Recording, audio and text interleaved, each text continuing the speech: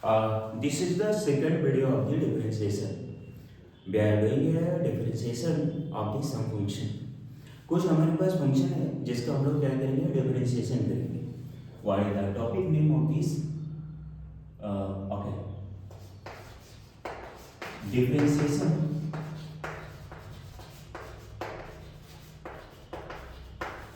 Of the function. तो देखो generally यहाँ पे कुछ फंक्शन है जो मैथमेटिकल फिजिक्स में काफ़ी यूज होते हैं. पहला algebraic function. Algebraic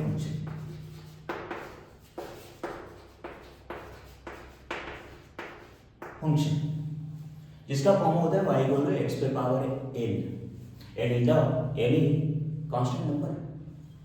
second trigonometry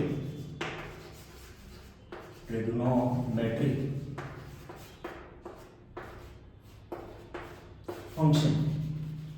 याद करो आपने क्लास 10 में पढ़ा sin x cos x tan x sec x cot x cosec x. ये 6 का 6 यहाँ पे क्या होगा, यूज होंगे, जिसका डिफरेंशिएशन हम लोग करेंगे बारी बारी.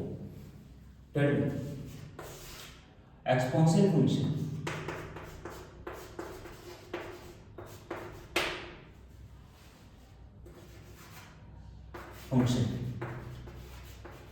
Exponential function, it is a part of the e to power x. Y equal to e to power x is called exponential function. Fourth, logarithm function.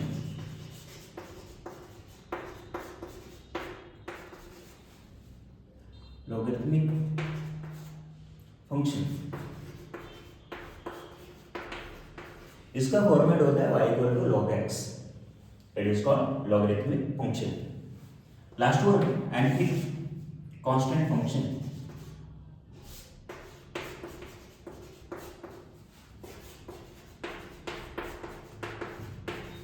Constant function. अब इसमें आपके पास y इक्वल टू 1 2 3 4 5 कोई सी भी constant value को या y equal to के लिया है और हमने वहाँ पे मेंशन करा है where k is the constant. तो अगर मैं इस फंक्शन को डिफरेंशिएशन करूँ तो ऑलवेज कांस्टेंट फंक्शन का डिफरेंशिएशन क्या होता है, जीरो होता है. ये मैं आपको करा देता हूँ. उसके बाद फिर हम लोग चलेंगे प्रॉपर्टी ऑफ द डिफरेंशिएशन पे. जब हमें प्रॉपर्टी ऑफ द डिफरेंशिएशन पता हो जाएगा तो फिर हम लोग अच्छे अच्छे प्रॉब्लम को सेट करके सॉल्व कर सकते हैं. अब यहाँ पे देखो, सॉल्व करने के लिए, प्रॉब्लम को बनाने के लिए ये सब फंक्शन का डिफरेंशिएशन हमें बहुत ज़रूरी पता होना चाहिए. उसके बाद ही तो हम लोग फंक्शन को मतलब प्रॉपर्टी में सेट कर सकते हैं. तो चलो पहला हम लोग अलजेब्रिक फंक्शन को डिस्कस करेंगे. We are discussing about the algebraic function. तो देखो हमने यहाँ पे आपको फॉर्मूला बनाया है कि y इक्वल टू आपने x पे पावर n ले लो या फिर क्या कुछ भी आप ले सकते हो, z इक्वल टू t पे पावर n. और ये जो आप यहाँ पे n देख रहे हो एक्चुअल में दोनों फंक्शन में आपके पास कॉमन ही है. n इक्वल आपने कर लो 1 2 3 4 5 6, ये अप टू ये बहुत आगे तक जा सकते हैं. तो अब देखो हमने यहाँ पे ये फॉर्मेट जो बनाया है, ये format of this function represent the algebraic function. Algebraic function को रिप्रेजेंट करेगा. तो जैसा हमने पहला वीडियो में आपको बताया है, सिमिलरली आपने रेट करना है इस फंक्शन का. This is the dependent function, this is the independent function, this is the dependent function and this is the independent function. तो अगर आप डिफरेंशिएशन करते हो दिस फंक्शन का, the differentiation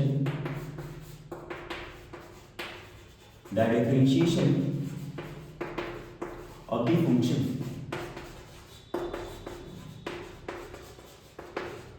of the function, तो फिर क्या हो जाएगा, ये रेट इसका होगा, किसके विथ रिस्पेक्ट टू होगा, x का. तो यहाँ पे dx बन गया. रेट आपने y का बनाना है, डिपेंडेंट फंक्शन. तो अगर y की जगह पे इस वैल्यू को आप पुट कर लो तो d/dx हो गए और ये क्या होगा, x पे पावर a. तो जब भी अगर अलजेब्रिक फंक्शन का डिफरेंशिएशन करना हो तो सिंपल आपने एक मेथड को अप्लाई करना. ये जो पावर है वो पावर से क्या होता है, फंक्शन मल्टीप्लाई होगा और उसी पावर में आपने 1 को माइनस कर देना है. तो you always keep in a mind the power of this function is multiplication of this function and power में से एक घटाना है। तो देखो आपने ये याद रखना, पावर से मल्टीप्लाई करना है और उसी पावर में से एक माइनस करना है। तो ये पूरा का पूरा इस अलजेब्रिक फंक्शन का डिफरेंशिएशन कंप्लीट हो गया, ये याद रखना। अभी ये तो हमें थ्योरी का एक रिजल्ट को सॉल्व कर रहे हैं और फिर हमने करना क्या है कि यहाँ पे इनको वेरी करते हुए भी डिफरेंशिएशन को शो करेंगे। That will be the called problem, algebraic problem of the algebraic problem, ठीक है, वो कहलाएगा। चलो ठीक है, ये फॉर्मेट आपने माइंड में रख लेना है, इसके अकॉर्डिंग आपने हर प्रॉब्लम को सॉल्व करनी है। अगर अगेन हमने डिफरेंशिएशन इस पार्ट का करना है तो फिर याद करो हमने पहले वीडियो में आपको बताया है dz अपॉन क्या है dt, क्योंकि यहाँ पे फंक्शन किसका है, tan का है। तो अगर आपने z इक्वल टू टी पे पावर n कोड कर लो, टी पे पावर n हो गया अपॉन क्या है dt, ये हो गया। तो देखो यहाँ पे याद रखना कि जो डिफरेंशिएशन किसके रेस्पेक्ट में हो रहा है, tan के रेस्पेक्ट में, तो फंक्शन भी उसी सिमिलर सेम होना चाहिए, tan का ही फंक्शन होना चाहिए, तभी वो डिफरेंशिएशन करेगा। अगर किसी और का हो तो ये कैसा ट्रीट करेगा, कांस्टेंट की तरह, और फिर क्या होगा, कांस्टेंट का डिफरेंशिएशन ऑलवेज जीरो होता है, तो फिर आपका जो रिजल्ट आएगा वो जीरो आएगा। तो सिमिलरली आप यहाँ पे भी करना है कि पावर से मल्टीप्लाई करना है फंक्शन को और उसी पावर में से 1 माइनस कर देना है, ये आपके पास हो गया अलजेब्रिक फंक्शन का डिफरेंशिएशन। अभी हमने बोला था कि कुछ हमने प्रॉब्लम लेना है ना, और उस प्रॉब्लम को इसी वे में सॉल्व करनी है। तो देखो हमने यहाँ पे लिया है y इक्वल टू एक्स पे पावर 5, सिमिलरली हमने यहाँ पे लिया है z इक्वल टू टी पे पावर 100, ठीक है, it is a constant number, it is also constant. तो अब देखो इसका डिफरेंशिएशन आप करोगे तो सिंपल आपने चेंज कर देना है, ठीक है, यहाँ पे तो y ही रहेगा, फंक्शन किसका है, x का है, तो आपने किसके रेस्पेक्ट में करना है, x के रेस्पेक्ट में डिफरेंशिएशन करनी है। अब यहाँ पे जो आपके पास n है वो एक्चुअल में 5 हो जाएगा, क्योंकि देखो ना n इक्वल टू क्या है 5 ही तो है। तो फिर आपने सिंपल करना है, पावर से मल्टीप्लाई करना है, जहाँ पे n दिख रहा है उसको आपने 5 कर देना है, ये 5 हो गए, और फिर क्या है इसी पावर में से एक माइनस कर देना है। तो फिर आपके पास क्या आ गया, पूरा रिजल्ट 5x और 5 minus 1 4, this is the differentiation of this function, ठीक है। सिमिलरली आप यहाँ पे करो dz अपॉन dt है।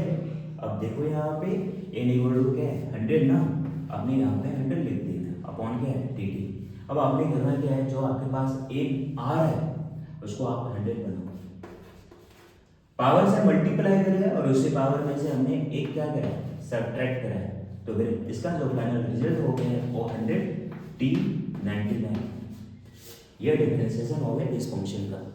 तो हमने करना क्या है कि इसी तरह हमने पूरा का पूरा जो फंक्शन आएगा, इसके बाद ट्रिगोनोमेट्रिक फंक्शन आएगा, तो डिस्कस करते हुए उसको कुछ प्रॉब्लम को सॉल्व करते हुए हम लोग आगे बढ़ेंगे। जैसे हम लोग पूरा का पूरा फंक्शन का डिफरेंशिएशन अपने माइंड में और तरीका हमें पता चल गया, तो फिर हम लोग प्रॉपर्टी के थ्रू बड़े बड़े प्रॉब्लम को सॉल्व करेंगे, ठीक है। चलो अलजेब्रिक फंक्शन हटा दिया तो नेक्स्ट आएगा ट्रिगोनोमेट्रिक फंक्शन।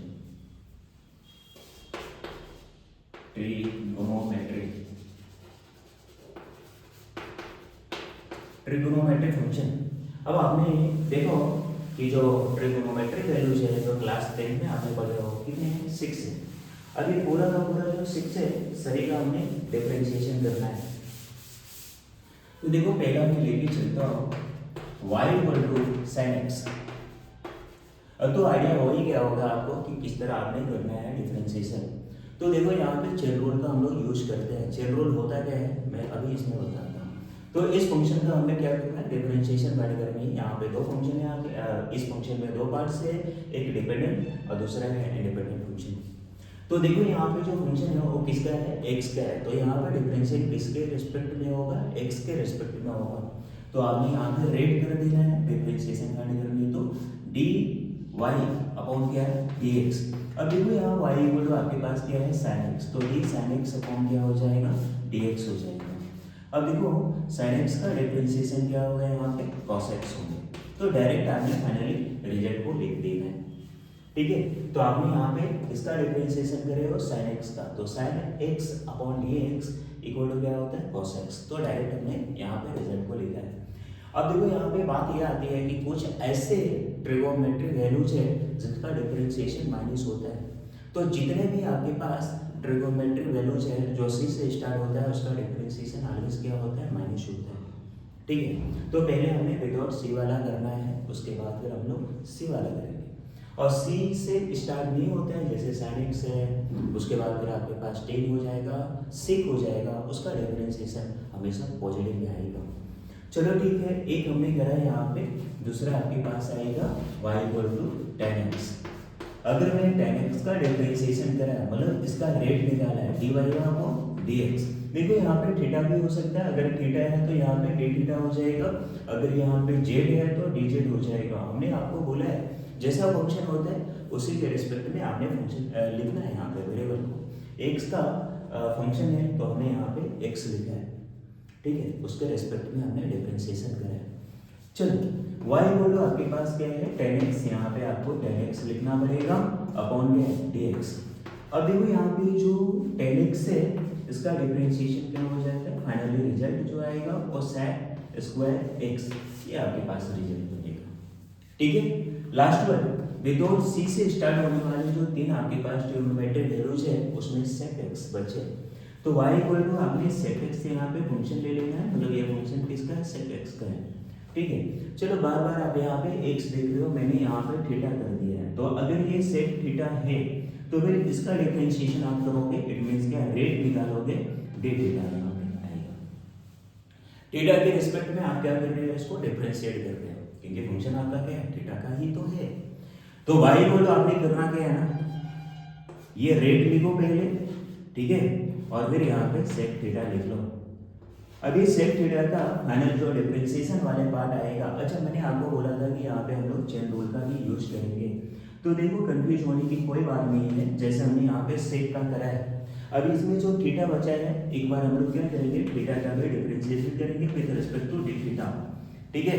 तो अब देखो d theta upon theta d theta cut कर क्या हो जाता है 1 हो जाता है, तो जितना भी हम लोग यहाँ पे करा है वो एक्चुअल में क्या है इसी तरह लिखा जाता है, पर हम लोग एक्चुअल में ना यहाँ पे मैंने नहीं करा है, क्योंकि कट छट के तो 1 ही हो रहा है ना, तो 1 किसी को अफेक्ट नहीं करता है मल्टीप्लाई डिवीजन करने पे, ठीक है। तो ये आपके पास चेन रूल हो गया। मान लो कि यहाँ पे x स्क्वायर होता है तो यहाँ पे 2x हो जाते हैं, ठीक है। इस सब प्रॉब्लम प्रॉपर्टी की बात कर रहा हूँ मैं, यहाँ पे क्या है ये x है, तो आपने चेन रूल के अकॉर्डिंग आपने इसे डिफरेंशिएशन करोगे तो x का भी एक बार क्या होगा डिफरेंशिएशन होगा, और एक dx अपॉन dx कट कर क्या हो जाएगा 1 हो जाएगा। अब जब 1 हो गए तो हमारे पास केवल ये बचा है ना, तो इसका डिफरेंशिएशन क्या होगा, यहाँ पे sec स्क्वायर x हो गया, sec स्क्वायर x इंटू 1 करोगे तो आपके पास क्या आएगा sec स्क्वायर x ही तो आएगा, ठीक है। चलो नेक्स्ट हम लोग इसको सॉल्व करते हैं, तो ये तो 1 हो गया ना, पर यहाँ पे आप देखोगे sec थीटा का डिफरेंशिएशन यहाँ पे बनेगा sec theta into tan theta, ये तो ये पूरा का पूरा याद करके आपको रखना पड़ेगा, ठीक है। नेक्स्ट हमारे पास आएगा c से स्टार्ट होने वाले सभी ट्रिगोनोमेट्रिक फंक्शन, पहला तो cos x या फिर आप cos t भी कर सकते हो। तो अगर आप cos t करोगे तो यहाँ पे क्या हो जाएगा, किसके रेस्पेक्ट में डिफरेंशिएशन होगा, t के रेस्पेक्ट में, this is the form of the cos t, और फिर क्या होगा यहाँ पे x हट कर क्या बनेगा t बनेगा। अगेन हमने इसको डिफरेंशिएशन करना है किसके रेस्पेक्ट में, dt के रेस्पेक्ट में, तो फिर क्या बन गया यहाँ पे dt अपॉन क्या है dt, और कट कर क्या हो गया 1, this is the chain rule method, ये आगे बचा। अब देखो यहाँ पे जब आप cos का डिफरेंशिएशन का रिजल्ट निकालोगे तो फिर यहाँ पे आएगा माइनस sin t, ये बन गया। तो cos t का डिफरेंशिएशन का होगा sin t minus sin t। c से स्टार्ट होने वाले जितने भी ट्रिगोनोमेट्रिक फंक्शन है सभी का जो रिजल्ट आएगा वो माइनस में आएगा। चलो ठीक है, ये टेन है, हमें करना क्या है यहाँ पे cot ले लेना है, cot थीटा, चलो थीटा ले लिया, या फिर अब ना x भी ले लो क्योंकि पूरा का पूरा तो बना ही है ना।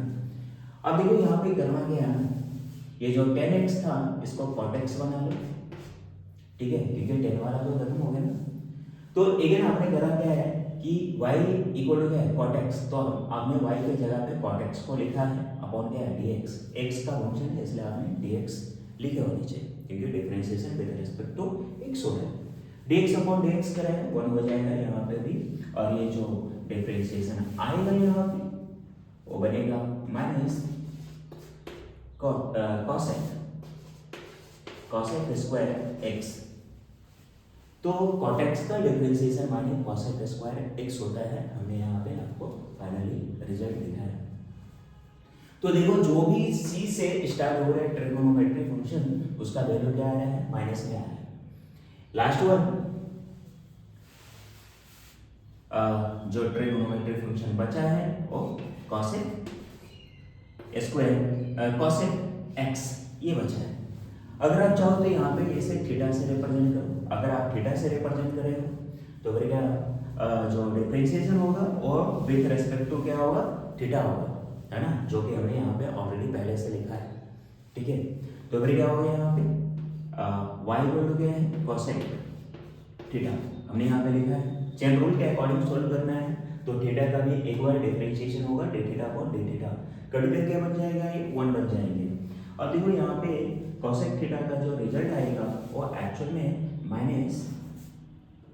माइनस cosec थीटा इंटू क्या होगा cot थीटा, ये डॉट आपको इंटू रिप्रेजेंट कर रहा है इंटू cot थीटा, ये इसका डिफरेंशिएशन होगा।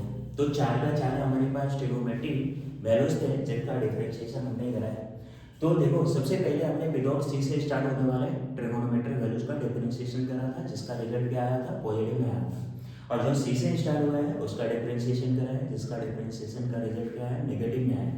अगेन हमारे पास जो फंक्शन आएगा वो एक्सपोनेंशियल फंक्शन, एक्सपोनेंशियल फंक्शन का फॉर्मूला अपने देखो, एक्सपोनेंशियल फंक्शन का फॉर्मूला हमने बताया था e टू पावर x,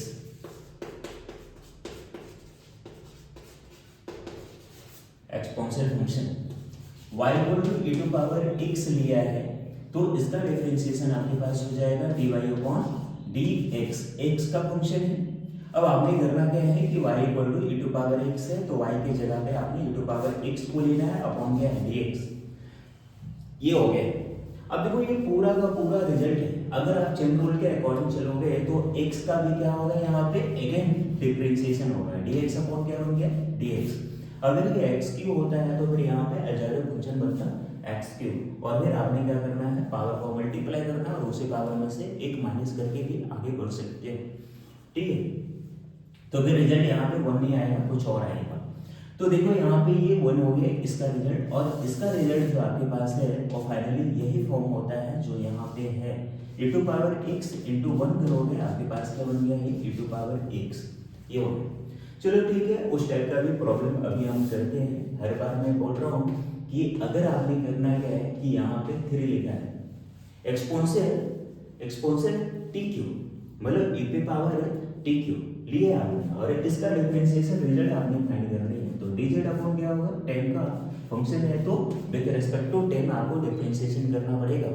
अब देखो z इक्वल टू आपके पास क्या बनता है यहाँ पे d अपॉन क्या है dt, ठीक है, और यहाँ पे ये फंक्शन को लिख लो e टू पावर क्या है t, ठीक है। अब हमें चेन रूल मेथड का अप्लाई करना है, तो चेन रूल मेथड अप्लाई करोगे तो यहाँ पे इसका फिर एक बार डिफरेंशिएशन करना पड़ेगा dq अपॉन क्या dt, ये हो गए विद रिस्पेक्ट टू 10 आपने डिफरेंशिएशन करना है। तो अब देखो ये पूरा का पूरा फंक्शन का जो रिजल्ट आएगा यहाँ पे e to power T Q हो गए, है ना, जैसा फॉर्म में है वैसा फॉर्म में ही आता है एक्सपोनेंशियल। और फिर देखो यहाँ पे थोड़ा सा वेरिएशन दिखेगा वो ये, अब ये फंक्शन आप देख रहे हो, this is the algebraic function, ये अलजेब्रिक फंक्शन का फॉर्मेट बना है, और हम लोग अलजेब्रिक फंक्शन में करते हैं क्या है, पावर से मल्टीप्लाई करते हैं और उसी पावर में से एक माइनस करते हैं। आपके पास क्या बन गया, e to power T Q into क्या हो गया 3, और ये t और 3 माइनस 2 आपके पास क्या बन गया 2, ये आपके पास आया। आप चाहो तो आप इसे इस तरह भी लिख सकते हो 3t² और ये e पे पावर t3, ये फंक्शन का डिफरेंशिएशन आ गया। ठीक है, रहेगा एक्सपोनेंशियल फंक्शन, और एक्सपोनेंशियल फंक्शन को इस तरह हम लोग डिफरेंशिएशन करके लिखते हैं। ठीक है, अगेन जो आपके पास बचा है उसे हम लोग लॉगरिथम फंक्शन बोलते हैं। लॉगरिथम, इसे हम लोग लॉग से रिप्रेजेंट करते हैं, लॉगरिथमिक फंक्शन। अब देखो यहाँ पे करना क्या है, ये जो लॉगरिथमिक फंक्शन है इसको आपने log x से रिप्रेजेंट करो। ठीक है, क्योंकि log से रिप्रेजेंट करेंगे ना लॉगरिथम फंक्शन को। तो अब देखो यहाँ पे y को आपके पास क्या है, log x। आपने यहाँ पे log x लिखना है, किससे डिफरेंशिएट होगा ये विद रिस्पेक्ट टू x, क्योंकि x का फंक्शन हमने करा है। और फिर क्या होगा, x जो है एक बार और चेन रूल के अकॉर्डिंग डिफरेंशिएशन हुआ है। तो अब देखो यहाँ पे फाइनल जो रिजल्ट आएगा log x का जो डिफरेंशिएशन होता है 1/x होता है, और फिर आपके पास dx/dx 1 हो गया। तो 1/x into 1 करोगे तो आपके पास फाइनली रिजल्ट बना है 1/x। और ये पूरा का पूरा फिजिक्स में यूज होते हैं ये सब फंक्शन, इसलिए आपने इसे बहुत बढ़िया से कर लेना। अच्छा देखो यहाँ पे जैसे एक्सपोनेंशियल में हमने थोड़ा सा वेरिएशन करा था, ऐसे सेम वेरिएशन यहाँ पे भी करूँगा मैं। तो देखो यहाँ पे हमने जो चेंजिंग करना मतलब फंक्शन लेके चलना है वो टाइम के रेस्पेक्ट में वेरिएबल को लेके चलना है। तो अब देखो यहाँ पे z हमने लिखा है log t², ये लिखा है। तो z जो आपके पास यहाँ पे बनेगा वो log t² करा हमने, ठीक है, अपॉन dt। t का फंक्शन है इसलिए यहाँ पे डिफरेंशिएशन t के रेस्पेक्ट में होगा। दूसरा क्या है, ये जो आपके पास पार्ट है t², इसको अगेन आपने डिफरेंशिएशन करना है। तो देखो आप यहाँ पे आप देखोगे ना, तो ये तो अलजेब्रिक फंक्शन का फॉर्मेट बना है और ये लॉगरिथम फंक्शन का फॉर्मेट बना है। तो आपने करना क्या है पता है, ये जो आपके पास फॉर्मेट है लॉगरिथम का, इसका डिफरेंशिएशन क्या होगा जो यहाँ पे हो चुका है। ठीक है, आपने सिंपल करना है 1/t²। देखो यहाँ पे log x, ये यहाँ पे t² हो या कुछ भी हो, वो कैसा ट्रीट कर रहा है, इस फंक्शन का x ही तो ट्रीट कर रहा है या t ही तो कर रहा है। तो इसका डिफरेंशिएशन आप करोगे तो 1/ क्या होगा, इस फंक्शन t। अब ये t क्यों हो, t² हो, t 100 हो, कोई फर्क नहीं पड़ता है, पर ये तो आपके पास डिफरेंशिएशन का फॉर्मेट इसी तरह बन रहा है लॉगरिथम का। ठीक है, अब देखो आपने मल्टीप्लाई करा हुआ और एक फंक्शन और यहाँ पे आ रहा है अलजेब्रा फंक्शन। तो t² जब अलजेब्रा फॉर्म में होता है, अलजेब्रा फंक्शन के फॉर्म में, तो आपने करना क्या है, पावर को मल्टीप्लाई करना है उसी फंक्शन को, और उसी फंक्शन में से एक आपने माइनस कर देना है। ये हो गया, ये तो आपने अलजेब्रा फंक्शन में सीखा है। तो अगर इसका जो फाइनल रिजल्ट यहाँ पे बन रहा है वो 1/t² और ये क्या हो जाएगा 2t। 2 - 1 क्या हो गया 1 ना, 1 लिखो पावर में या नहीं लिखो, बात तो एक ही है ना। अभी क्या होगा, ये t इस t को कैंसिल करेगा, ये अपर पार्ट में और ये लोअर पार्ट में, तो इसका जो फाइनल रिजल्ट आया है वो 2/t तो बना है, ये हो। ठीक है, तो हमने यहाँ पे x को पावर 1 रखा है और यहाँ पे जो x या फिर t है उसका पावर को वेरी कराया है, तो उसका डिफरेंशिएशन रिजल्ट क्या हो गया, चेंज हो गया। यहाँ पे 1/x था, यहाँ पे 2/t हो गए। अगर 3 होता तो यहाँ पे 3/t² हो जाता। ठीक है, आप कर सकते हो इसी जो आपके पास जो फॉर्मेट बना है, इस फॉर्मेट के अकॉर्डिंग आप वेरिएशन करके आगे भी बना सकते हो। ऐसा हमने बोला है कि so many problem we are solving after property, differentiation का प्रॉपर्टी के बाद हमने बहुत सारे प्रॉब्लम सॉल्व करेंगे। चलो ठीक है, लास्ट में जो आपके पास फंक्शन बचा है उस फंक्शन को हम लोग कांस्टेंट फंक्शन बोलते हैं। और हमने आपको बोला है कांस्टेंट फंक्शन का डिफरेंशिएशन ऑलवेज क्या होता है, 0 होता है। तो देखो आपने करना क्या है कि y = आपने k ले लेंगे और यहाँ पे आपने लिखना है कि where k is a constant, कि आपके पास कांस्टेंट है। आपने 1 2 3 भी नहीं दिखाते हो तो अभी यहाँ पे कांस्टेंट लिखो, मतलब क्या है वो कांस्टेंट फंक्शन है। और हमने आपको बोला था कि ऑलवेज इस कांस्टेंट फंक्शन का डिफरेंशिएशन क्या हो जाता है, 0 हो जाता है। अब देखो यहाँ पे कोई वेरिएबल यहाँ पे शो नहीं कर रहा है, ना x है ना t है, कुछ भी नहीं है। तो आपने कुछ यहाँ पे लिख लो dx और फिर आपने करना है यहाँ पे y इक्वल टू k है और k कांस्टेंट यहाँ पे सॉल्व कर रहा है, तो इसका जो फाइनल रिजल्ट बनेगा वो क्या बनेगा, 0। The differentiation of constant function is always 0, हमेशा क्या होता है, 0 होता है। सिमिलरली आप देखो यहाँ पे, वहाँ पे तो आपने नंबर नहीं लिया था, यहाँ पे कुछ भी नंबर ले लो आप, है ना, क्योंकि हर नंबर क्या होते हैं, कांस्टेंट ही होते हैं। तो हमें यहाँ पे 100 लिया है और इसका डिफरेंशिएशन करना है, तो dz अपॉन dt करा या फिर dx या d कुछ भी आप कर लो, है ना, क्योंकि कोई फंक्शन तो सो ही नहीं कर रहा है। तो फिर क्या बन गया यहाँ पे, ये z इक्वल टू कितना है, 100 ना, और इसका डिफरेंशिएशन आप करोगे तो फिर क्या फाइनल रिजल्ट बनेगा आपके पास 0। तो याद रखना कि जब भी हम लोग कांस्टेंट फंक्शन का डिफरेंशिएशन करते हैं तो उसका फाइनल डिफरेंशिएशन रिजल्ट क्या होता है, 0 होता है।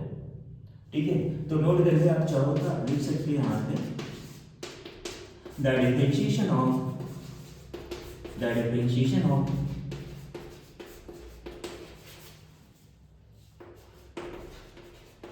constant function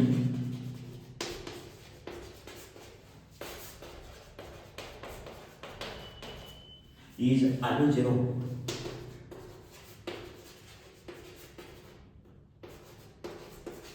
तो देखो मैथ वाले का एक और बेनिफिशियल है बेनिफिट, क्योंकि ये जो चीज़ आप फिजिक्स में पढ़ रहे हो सिमिलर चीज़ आप मैथ्स में पढ़ोगे, और ये मैथ्स में काफ़ी ज़्यादा यूज है क्लास 11 और क्लास 12 में। बहुत सारे ऐसे टॉपिक है जो डिफरेंशिएशन से सॉल्व होता है।